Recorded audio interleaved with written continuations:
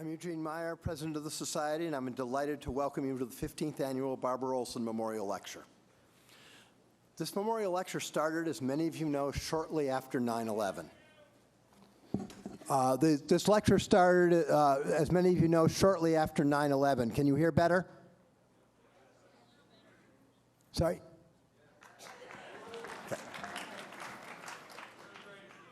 Okay.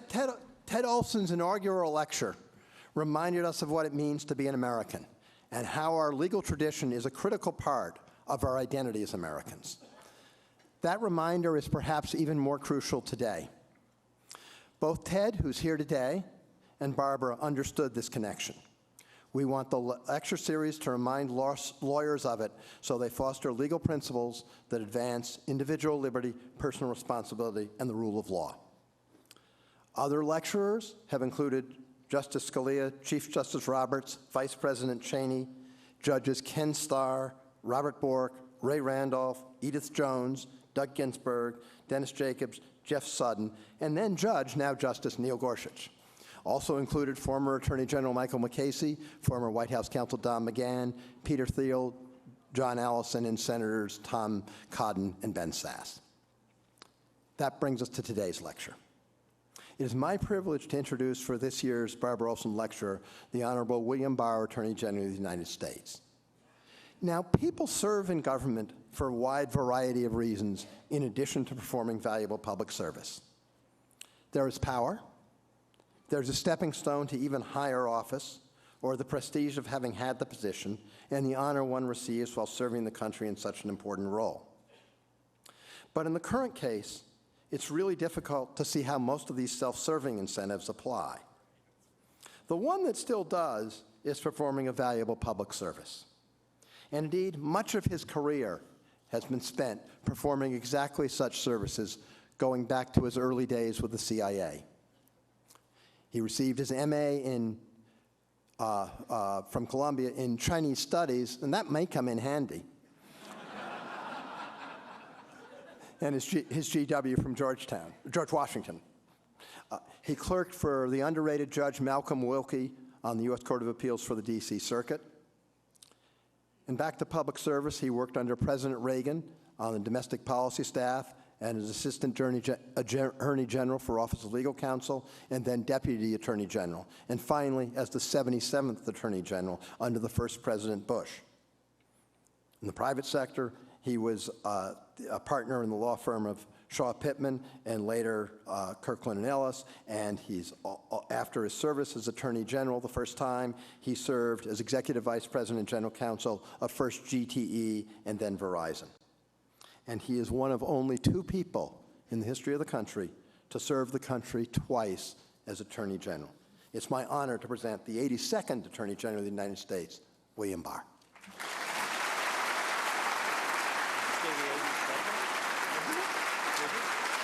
I think 87. Thank you. Thank you.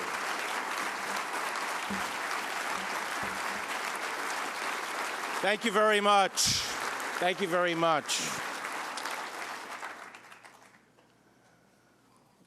It's a real honor for me to be here tonight and to join with all of you. I appreciate you all being here, and it's a particularly honor for me to join all the very distinguished lawyers in this room. Gene, thank you for that introduction, but I'm the 85th Attorney General. And Chinese has come in very handy because I find that when you read congressional enactments from right to left, they make a lot more sense than when you read them from left to right.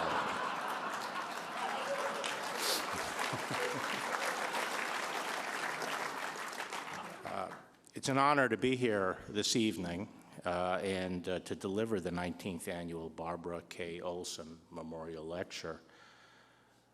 I've had the privilege of being friends with Ted since we first met in the Reagan administration, and Ted was head of the Office of Legal Counsel. And I had the privilege of knowing Barbara and had great affection for her, and I miss her brilliance and ebullience. And it's a real privilege for me to participate in this lecture as a way of honoring Barbara.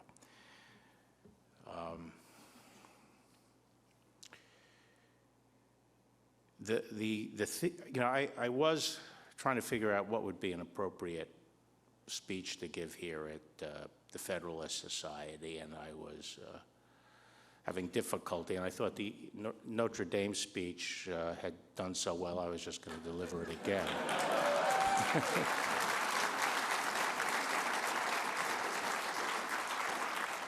But recognizing that this year's annual convention is originalism, the theme of it, which is a fitting choice, though I dare say it's not, it's somewhat unoriginal for the Federalist Society. I say that because we all know that the Federalist Society has played a historic role in advancing the principles of originalism. And while other organizations have contributed over the years, certainly the Federalist Society has been in the vanguard. A watershed for the cause was the decision of the American people to send Ronald Reagan to the White House, accompanied by his close advisor, Ed Meese, and a cadre of others who were firmly committed to an originalist approach to the law. I was honored to work with Ed and Ken Cribb in the White House, in the Reagan White House. And I was also honored to be there several weeks ago in the Oval Office when President Trump presented Ed Meese with the Presidential Medal of Freedom.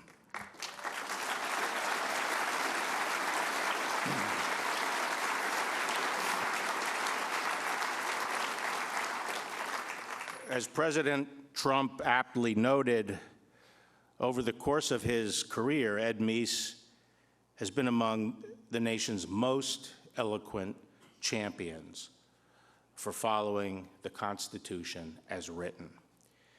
And I'm also proud to serve as Attorney General for President Trump, who has taken up that torch in his judicial appointments. That is true of his two outstanding appointments to the Supreme Court, Supreme Court Justices Neil Gorsuch and Brett Kavanaugh, and of the many superb appeals and district court judges he has appointed, many of whom are here this week, and of the many outstanding judicial nominees to come, many of whom are also here this week.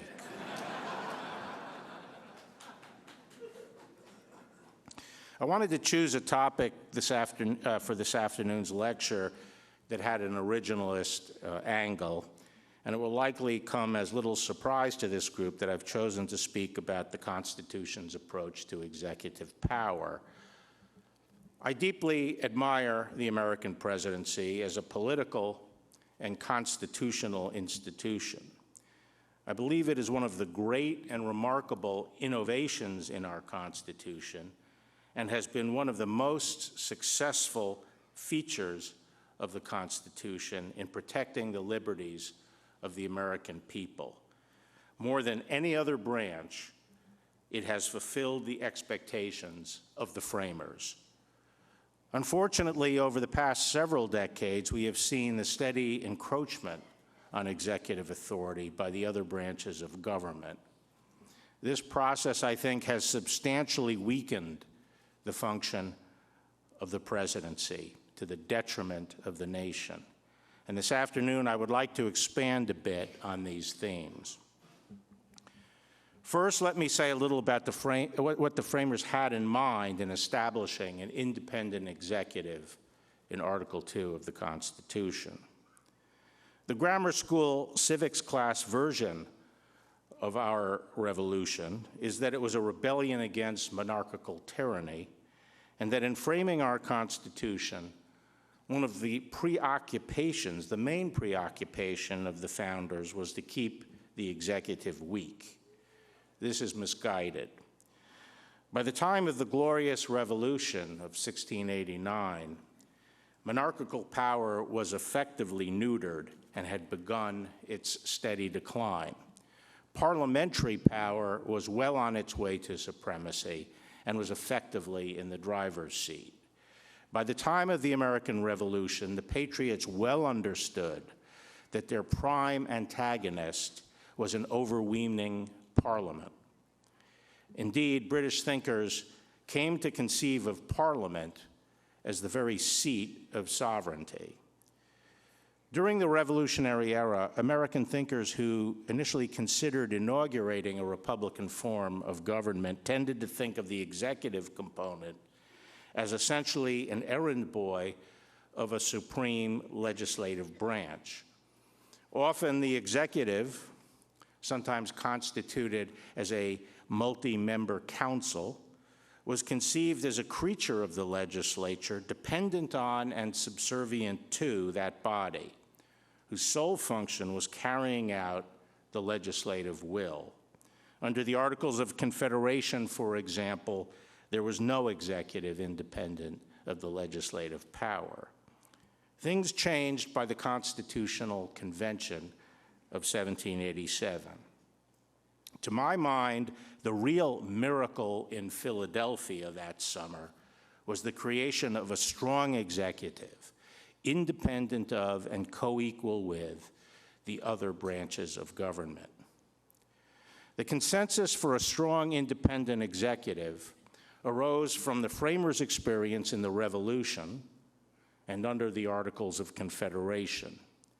They had seen that the war was almost lost and was a bumbling enterprise because of the lack of strong executive leadership. And under the Articles of Confederation, they had been mortified by the inability of the states to protect themselves against foreign impositions or to be taken seriously in the international arena.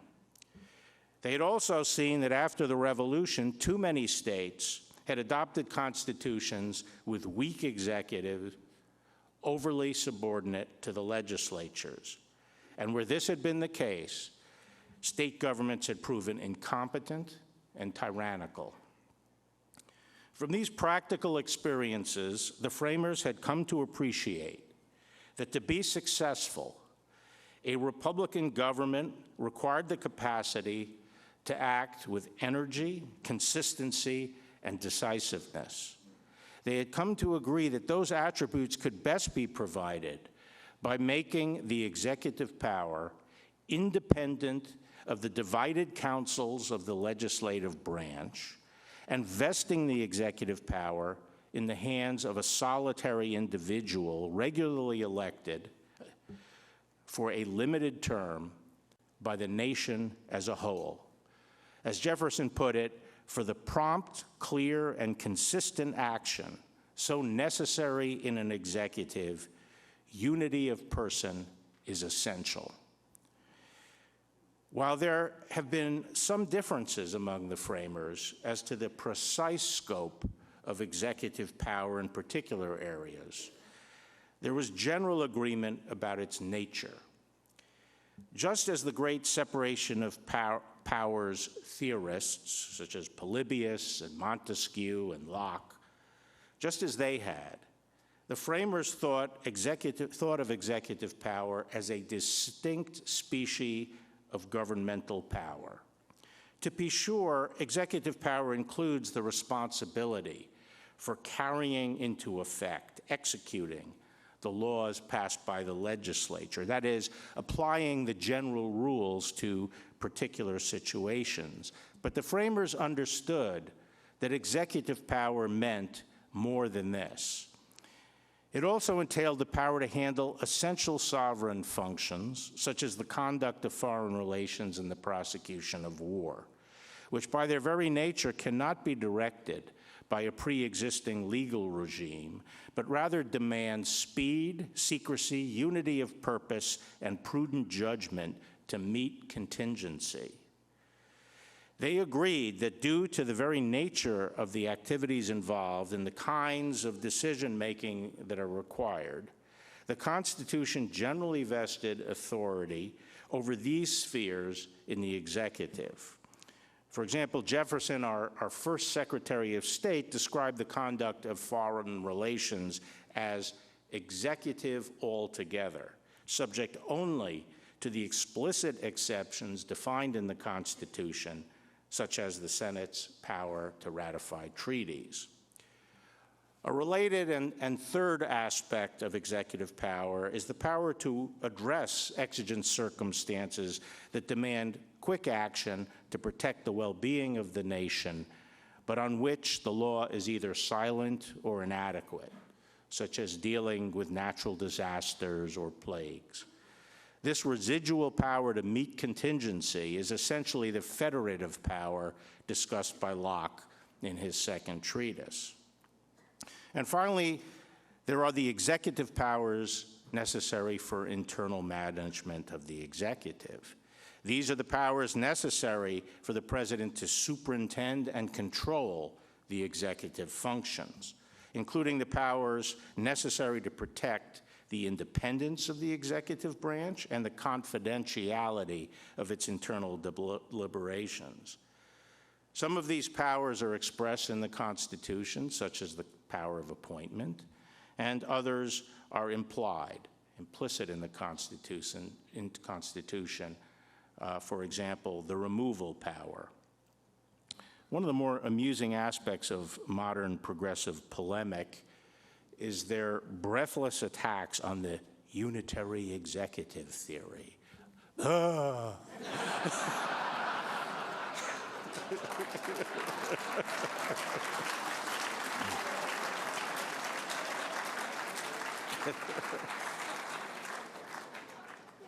They portray this as some newfangled theory to justify executive power of sweeping and unfettered scope. I think some of you may have seen that horrible movie Vice about Vice President Dick Cheney, and there's this scene where the young Dick Cheney, he was young, I think he may have been 36, and he was chief of staff at the White House. He goes in to meet the young Nino Scalia over at the Office of Legal Counsel, and they talk about this new nefarious theory that will allow them to just take over the world, and it's called the Unitary Executive theory. And some of you may recall when I was up for confirmation, all these Democratic senators saying how concerned they were about my adherence to the Unitary Executive theory. In reality, the idea of the Unitary Executive does not go so much to the breadth of presidential power. Rather, the idea is that whatever the executive power may be, those powers must be exercised under the president's supervision. This is not new, and it's not a theory. It's a description of what the framers did in Article 2.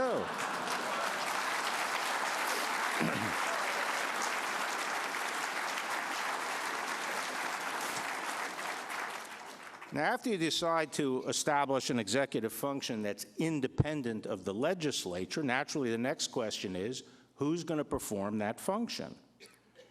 The framers had two potential models.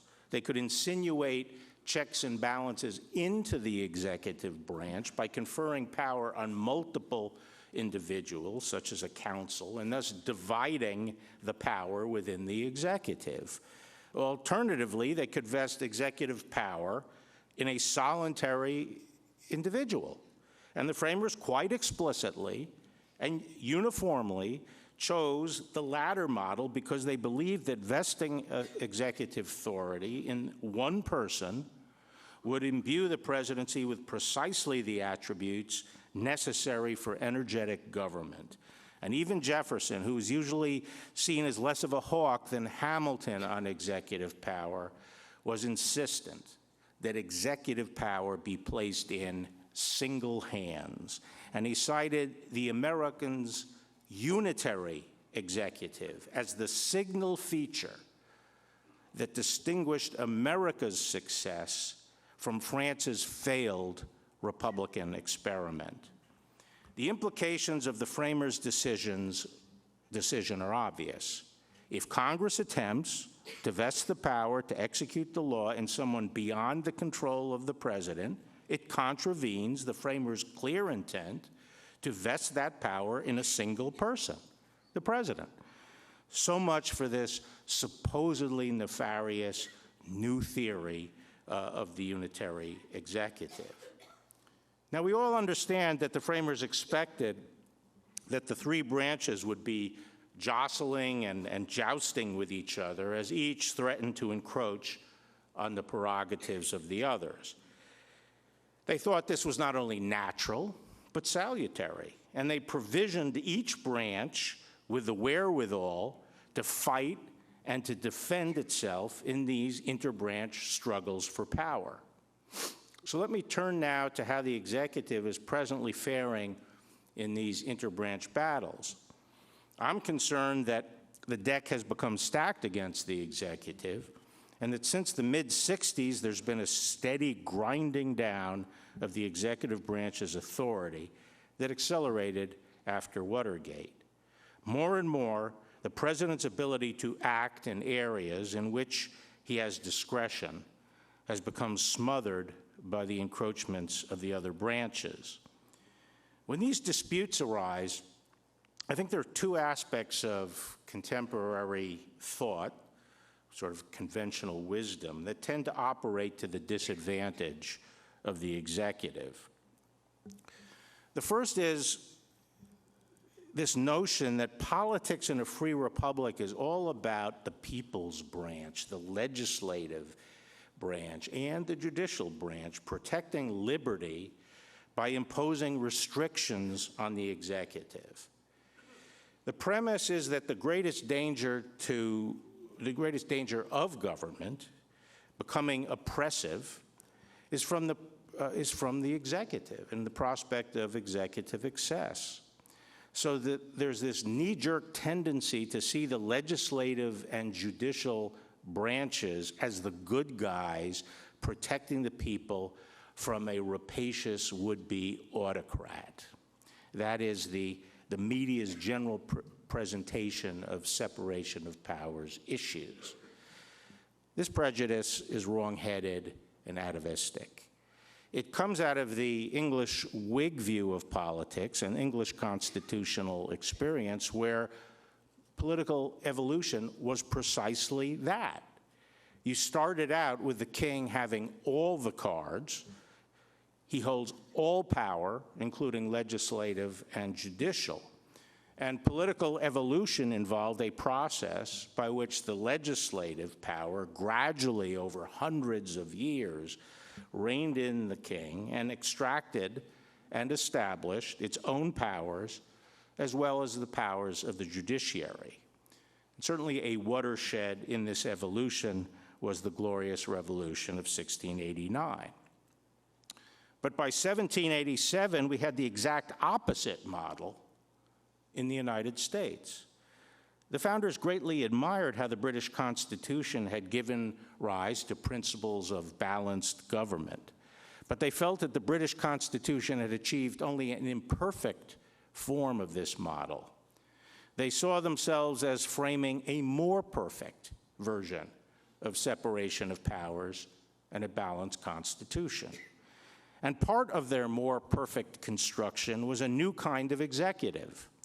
They created an office that already was the ideal Whig executive. It already had built into it the limitations that Whig doctrine had aspired to for centuries. It did not have the power to tax and spend. It was subject to the writ of habeas corpus. It was bound by due process in enforcing the laws against members of the body politic. It was elected for a limited term of office, and it was elected by the nation as a whole. That is a remarkable democratic institution, the only figure selected by the nation as a whole. And with the creation of the American presidency, the Whigs' obsessive focus on the dangers of monarchical rule lost relevance. This fundamental shift in view was reflected in the convention debates over the new frame of government. Their concerns were very different than those that weighed on the Whigs of the 17th century. It was not that executive power was of so much concern to them. It was the danger of the legislative branch at that time, which they viewed as the most dangerous branch to liberty. As Madison warned, the legislative department is everywhere extending the sphere of its activity and drawing all powers into its impetuous vortex. And indeed, they viewed the presidency as a check on the legislative branch. The second contemporary way of thinking that I think operates against the executive is the notion that the Constitution does not sharply allocate powers among the three branches, but rather that the branches, especially the political branches, share powers. The idea at work here is that because two branches both have a role to play in a particular area, we should see them as sharing power in that area, and it is not really such a big deal if one branch expands its role a bit within that sphere. Whenever I see a court opinion that uses the word share, I want to run in the other direction. It reminds me of there's a kid at my grandchild's preschool who, as soon as my grandchild is playing with a toy, reaches over and says, "Share? Share?"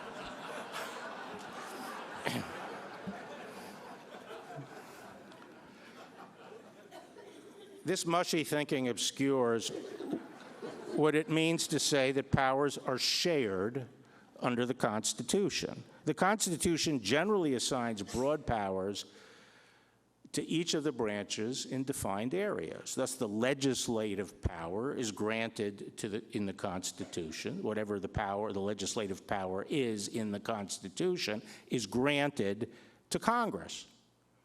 At the same time, the Constitution gives the executive a specific power in the legislative arena, the veto power. Thus, the executive shares legislative power, but only to the extent of that specific grant of the veto power. The executive does not get to interfere in the legislative power in a broader sense than that was the legislative power that was assigned to Congress. Now, in recent years, both the legislative and judicial branches, I think, have been responsible for encroaching on the president's constitutional authority. So let me first say something about the legislature.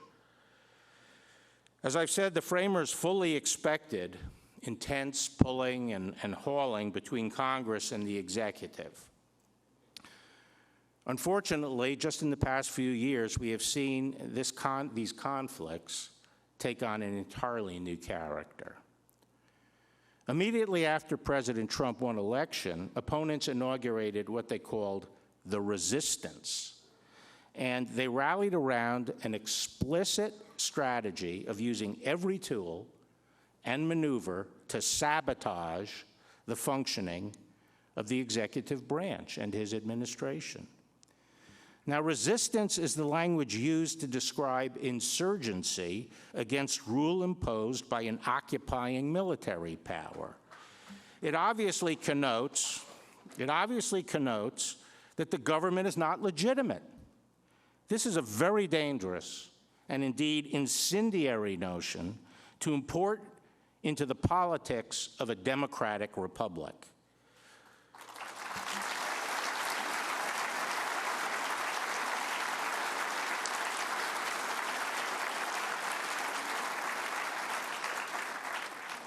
What it means is that instead of viewing themselves as the loyal opposition, as opposing parties have done in this country for over 200 years, they essentially see themselves as engaged in a war to cripple by any means necessary a duly elected government. A prime example of this is the Senate's unprecedented abuse of the advice and consent process. The Senate is, of course, free to exercise that power to reject what it deems to be unqualified nominees. But that power was never intended to allow the Senate to systematically oppose and draw out the approval process for every appointee so as to prevent the president from building a functional branch of government.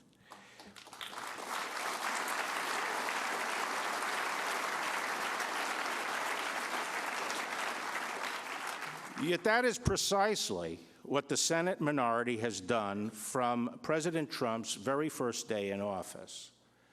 As of September of this year, the Senate has been forced to invoke cloture on 236 Trump nominees, each of those representing its own massive consumption of legislative time meant only to delay the inevitable confirmation.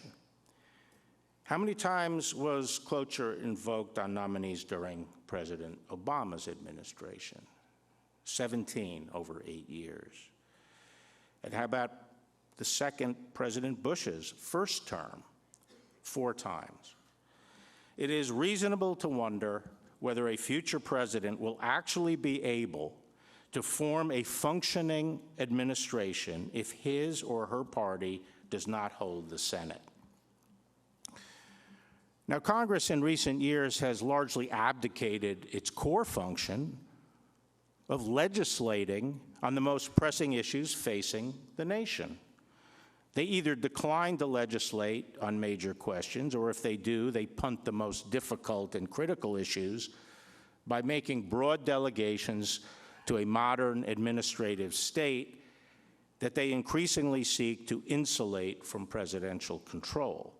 This phenomenon first arose, as we all know, in the wake of the Great Depression, as Congress created a number of so-called independent agencies and housed them, at least nominally, in the executive branch.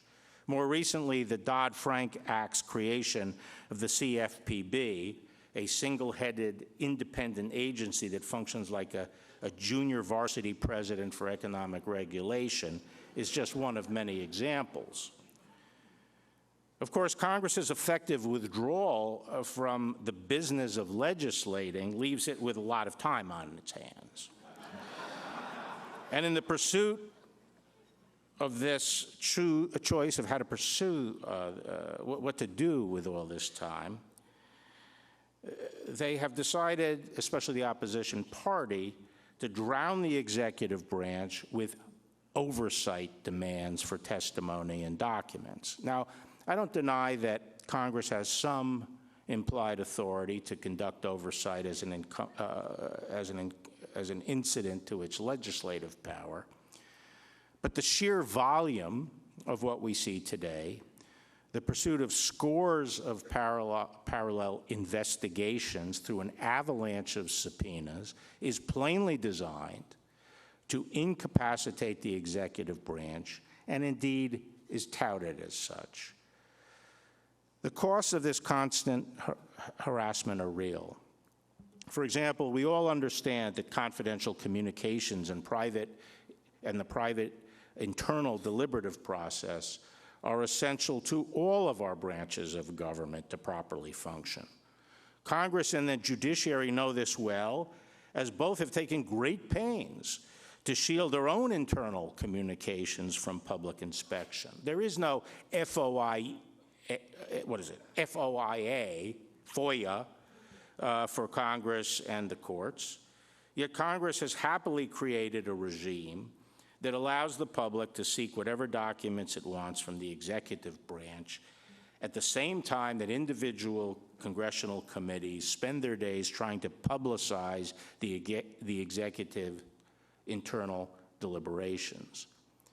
That process cannot function properly if it is public, nor is it productive to have our government devoting enormous resources to squabbling about what becomes public and when, rather than doing the work of the people.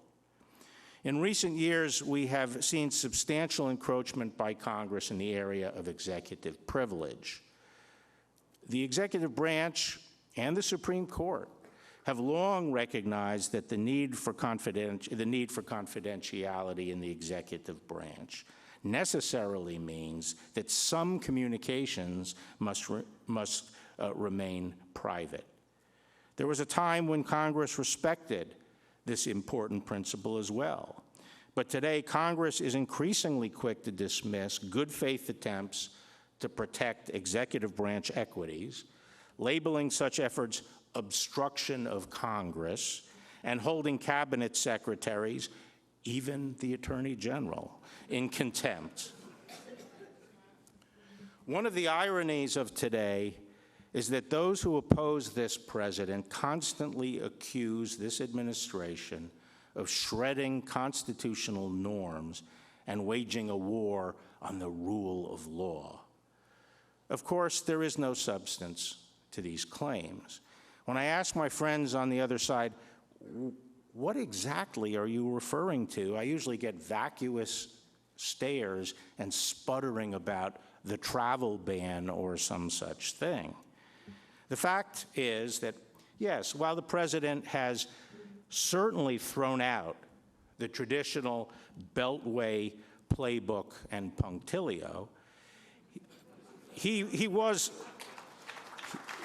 up front about what he was going to do, and the people decided they wanted him to serve as president.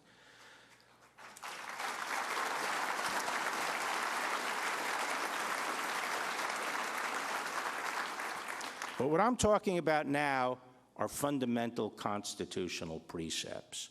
And the fact is that this administration's policy actions and its policy initiatives, including the travel ban, have transgressed neither constitutional nor traditional norms and have been amply supported by the law and patiently litigated through the courts to vindication.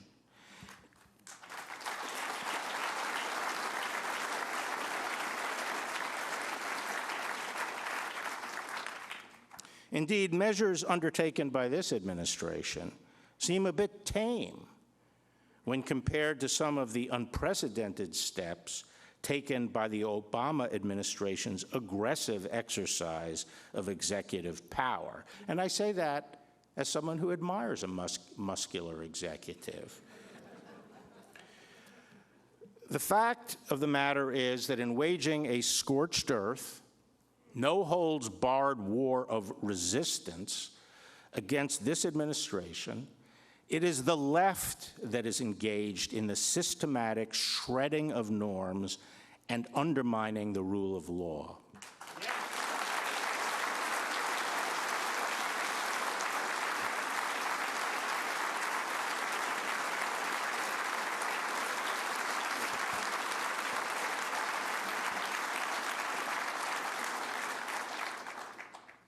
This highlights a basic disadvantage that conservatives have had in contesting the political issues of the day. It goes back to the beginning of the Republic. It was adverted to by that old curmudgeonly Federalist, Fisher Ames, in several of his essays during the early Republic, and I paraphrase. In any age, the so-called progressives treat politics as a religion. Their holy mission is to use the coercive power of the state to remake man and society in their own image according to an abstract ideal of perfection. Whatever means they use are therefore justified because, by definition, they are virtuous people pursuing a deific end. They are willing to use any means necessary to gain momentary advantage in achieving their end, regardless of the collateral consequences and the systemic implications. They never ask whether the action they take could be justified as a general rule of conduct equally applicable to all sides. What would we think if the shoe were on the other foot? And yet we hear them irresponsibly tabling proposals to do away with the Electoral College or to pack the courts. Who's shredding constitutional norms?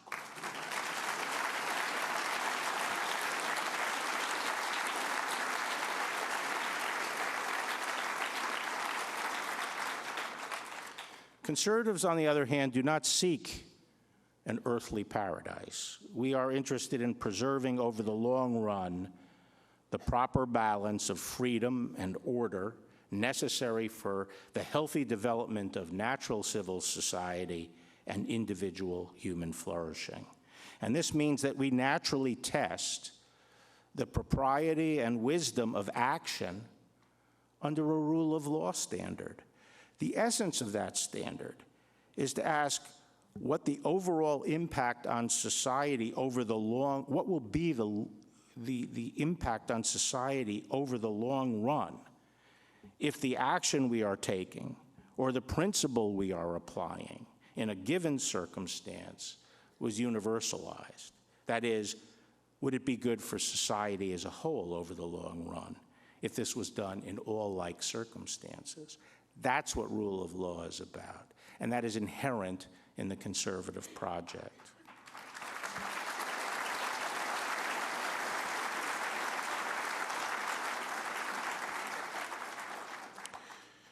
Let me turn now to what I believe has been the prime source of the erosion of separation of powers principles generally, and the executive branch's authority specifically, and I am speaking of the judicial branch. In recent years, the judiciary has been steadily encroaching on executive responsibilities in a way that has substantially undercut the functioning of the presidency.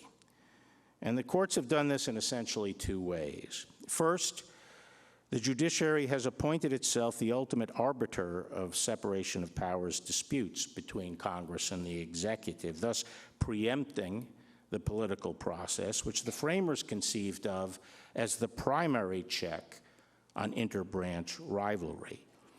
And second, the judiciary has usurped presidential authority for itself, either by, under the rubric of review, substituting its judgment for the executive in areas committed to the president's discretion, or by assuming direct control over realms of decision-making that heretofore have been considered at the core of presidential power. The framers did not envision that the courts would play the role of arbiter of turf disputes between the political branches. As Madison explained in Federalist 51, the great security against the gradual concentration of the several powers in the same department consists in giving to those who administer each department the necessary constitutional means and personal motives to resist encroachments of the others. Ambition will be made to counteract ambition. And by giving each, the Congress and the presidency, the tools to fend off the encroachment of the others, the framers believed this would force compromise and political accommodation. The constitutional means to resist encroachment that Madison describes takes many forms. As Justice Scalia observed, the Constitution gives Congress and the President many clubs with which to beat each other. Conspicuously absent from the list is running to the courts to have them resolve the disputes. And that omission makes sense. When the judiciary purports to pronounce a conclusive resolution to constitutional disputes between the political branches, it does not act as a co-equal. And if the political branches believe the courts will resolve their constitutional disputes, they have no incentive to debate their differences through the democratic process with input and accountability to the people, and they will not even try to make the hard choices necessary to forge a compromise. The long experience of our country is that the political branches can work out their constitutional differences without resort to the courts. In any event, the prospect that the courts can meaningfully resolve interbranch disputes about the meaning of the Constitution is mostly a false promise. How is a court supposed to decide, for example, whether Congress's power to collect information in pursuit of its legislative function overrides the president's power to receive confidential advice in the pursuit of his executive function. Nothing in the Constitution provides a manageable standard for resolving such a question, and it is thus no surprise that the courts have produced amorphous, unpredictable balancing tests, like the court's holding in Morrison v. Olson, that Congress did not, quote, disrupt the proper balance between the coordinate branches by preventing the executive branch from accomplishing its constitutionally assigned functions. Apart from this, their overzealous role in interbranch disputes, the courts have increasingly engaged directly in the usurpation of presidential decision-making. One way courts have effectively done this is by expanding both the scope and the intensity of judicial review. In recent years, we have lost sight of the fact that many critical decisions in our life are not amenable to the model of judicial decision-making. They cannot be reduced to tidy evidentiary standards and specific quantums of proof in an adversarial process. They require what we used to call prudential judgment, and they are decisions that frequently have to be made promptly, on incomplete and uncertain information, and necessarily involve the weighing of a wide range of competing risks and making predictions about the future. Such decisions frequently call into play the so-called precautionary principle. And this is the principle that when a decision maker is accountable for discharging a certain obligation, such as protecting the public's security, it is better when assessing imperfect information to be wrong and safe than wrong and sorry. It was once well recognized that such matters were largely unreviewable and that the courts should not be substituting their judgments for the prudential judgments reached by the accountable executive officials. This outlook now seems to have gone by the boards.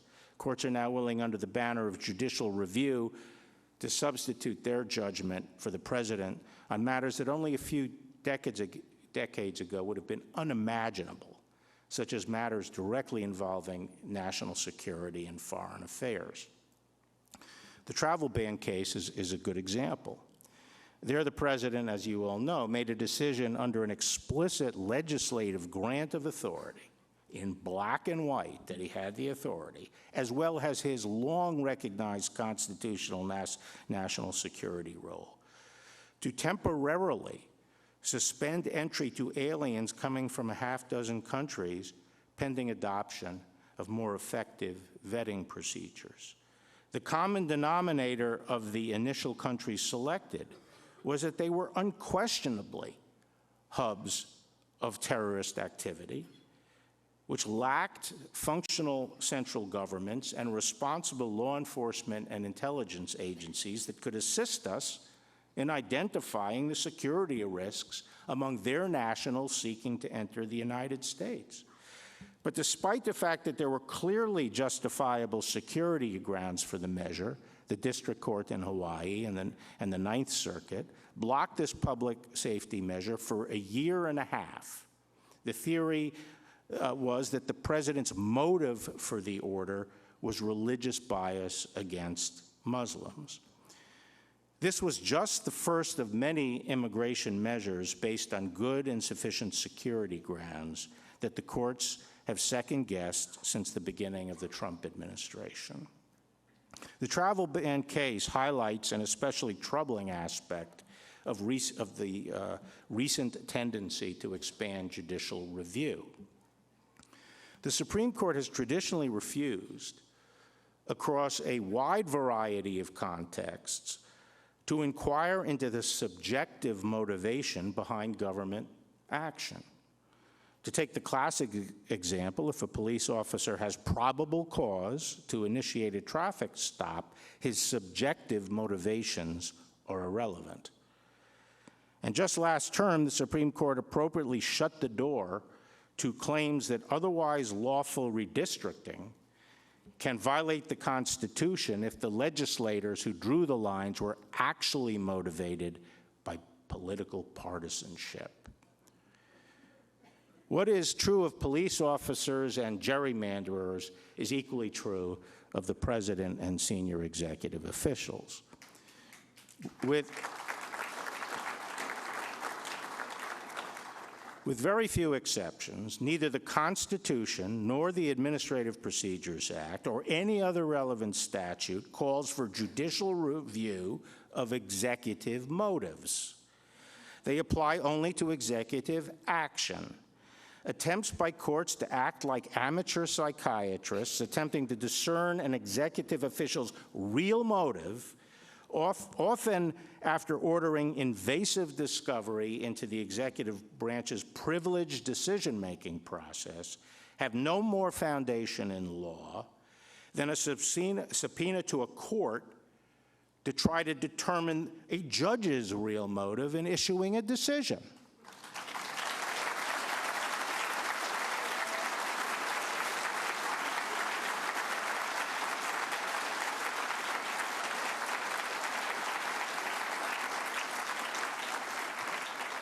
The court's indulgence of such claims, even if they are ultimately rejected, represents a serious intrusion on the president's constitutional prerogatives. The impact of these judicial intrusions on the executive responsibility have been hugely magnified by another judicial innovation, the nationwide injunction. First used in 1963 and sparingly since then until recently, these court orders enjoin enforcement of a policy not just as to the parties before the court, but nationwide against everybody. Now, since President Trump has taken office, district courts have issued over 40 nationwide injunctions against the government. By comparison, during President Obama's first 2 years, district courts had issued 2 nationwide injunctions, both of which immediately vacated by the Ninth Circuit. It is no exaggeration to say that virtually every major policy of the Trump administration has been subjected to immediate freezing by the lower courts. No other president has been subjected to such sustained efforts to debilitate his agenda. The legal flaws underlying nationwide injunctions are myriad, and just to summarize briefly, they have no foundation in the Article III jurisdiction or traditional equitable powers of the courts. They radically inflate the role of district court judges, allowing any one of well over 600 individuals to single-handedly freeze a policy nationwide, a power that no single appellate judge or justice can accomplish. They foreclose percolation and reasoned debate among lower courts, often requiring the Supreme Court to decide complex and consequential legal issues in an emergency posture with limited briefing. And they enable transparent forum shopping, which saps public confidence in the integrity of the judiciary. And they displace the settled mechanisms of aggregate litigation of genuinely nationwide claims, such as Rule 23 class actions. Now, of particular relevance to my topic tonight, nationwide injunctions also disrupt the political process. There's no better example than the court's handling of the rescission of DACA. As you recall, DACA was a discretionary policy of enforcement forbearance adopted by the Obama administration. And the Fifth Circuit concluded that the closely related DAPA policy, along with an expansion of the DACA policy, was unlawful.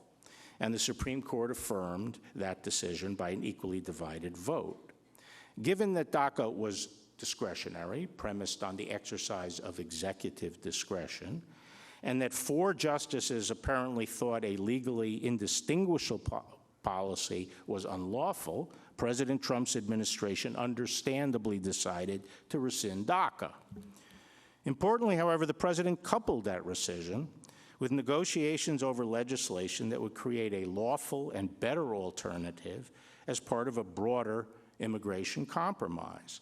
And in the middle of those negotiations, indeed, on the very same day the president invited the cameras into the cabinet room to broadcast his negotiations with the bipartisan leadership of Congress, a district court judge in the Northern District of California enjoined the rescission of DACA nationwide. Unsurprisingly, the negotiations over immigration legislation collapsed after one side achieved its preferred outcome through this judicial means. And just this week, the Supreme Court finally heard arguments on the legality of the DACA rescission. The court will not likely decide the case until next summer, meaning that President Trump will have spent almost his entire first term enforcing President Obama's signature immigration policy, even though that policy was entirely discretionary, and half the Supreme Court had concluded that it was a legally indistinguishable policy was unlawful. That's not how the democratic system should work. Now, to my mind, the most blatant and consequential usurpation of executive power in our history was played out during the administration of George W. Bush, when the Supreme Court, in a series of cases, set itself up as the ultimate arbiter and superintendent of military decisions inherent in prosecuting a military conflict, decisions that lie at the very core of the president's discretion as commander-in-chief. This usurpation climaxed with the court's 2008 decision in Boumediene. There, the Supreme Court overturned hundreds of years of American and earlier British law and practice, which had always considered decisions as to whether to detain foreign combatants to be purely military judgments which civilian judges had no power to review. For the first time, the court ruled that foreign persons who have no connection with the United States other than being confronted by our military forces on the battlefield had due process rights and thus have the right to habeas corpus to obtain judicial review of whether the military has sufficient evidentiary basis for holding them as prisoners. In essence, the court has taken the rules that govern our domestic criminal justice process and carry them over and superimpose them on the nation's activities when it is engaged in armed conflict with foreign enemies. This rides roughshod over a fundamental distinction that is integral to the constitutional and integral to the role played by the president in our system. As the preamble suggests, governments are established for two security reasons, two different security reasons: to secure domestic tranquility and to provide for defense against external dangers. And they're two very different realms of government action. In a nutshell, under the Constitution, when the government is using its law enforcement powers domestically to discipline an errant member of the community for a violation of law, then protecting the liberty of the American people requires that we sharply curtail the government's power so that it does not itself threaten the liberties of the American people. And thus the Constitution in this arena deliberately sacrifices efficiency. It invests the accused with rights that essentially create a level playing field between the collective interests of the community and those of the individual. And it dilutes the government's power by dividing it and turning it on itself as a check. And at each stage of the criminal justice process, the judiciary is expressly empowered to serve as a check and neutral arbiter. None of these considerations are applicable when the government is defending the country against armed attacks from foreign adversaries. In this realm, the Constitution is concerned with one thing: preserving the freedom of the political community by destroying the external threat. And here the Constitution is not concerned with handicapping the government to preserve other values. The Constitution does not confer rights on foreign enemies. Rather, the Constitution is designed to maximize the government's efficiency to achieve victory, even at the cost of collateral damage that would be unacceptable in the domestic law enforcement realm. The idea that the judiciary acts as a neutral check on the political branches to protect foreign enemies from our government is insane.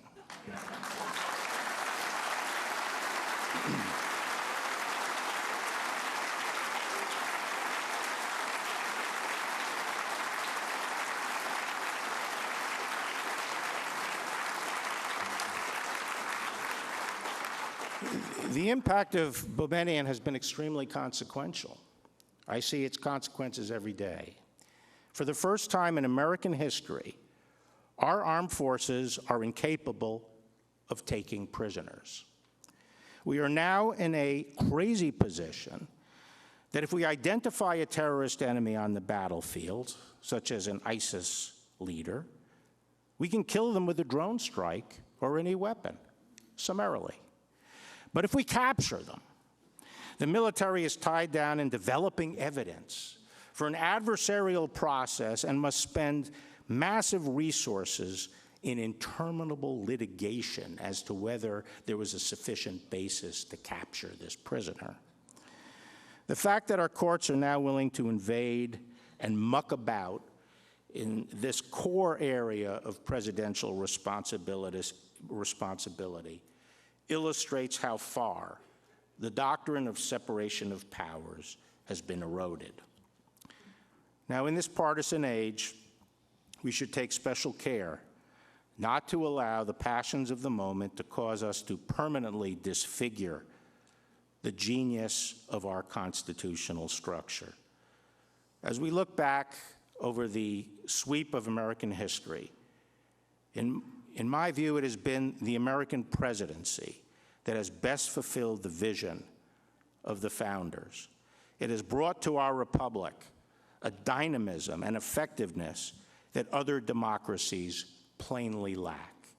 And at every critical juncture where the country has faced a great challenge, whether it be our earliest years as a weak, nascent country combating internal rebellions and maneuvering for survival in a world of far stronger nations, or whether it has been during our period of continental expansion with the Louisiana Purchase and the acquisition of Mexican territory that took us all the way across the continent, or whether it be the Civil War, the epic test of this nation, or World War II, the struggle against fascism, or the Cold War and the challenge of communism, and the struggle against racial discrimination, and most recently, the fight against Islamist fascism and international terrorism.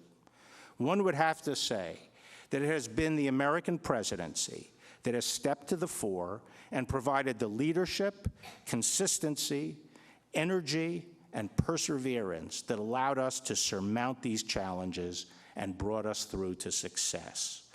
In so many areas, it is critical to our nation's future that we restore and preserve in full vigor our founding principles.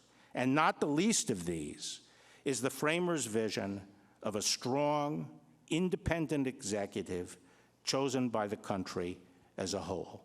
Thank you very much.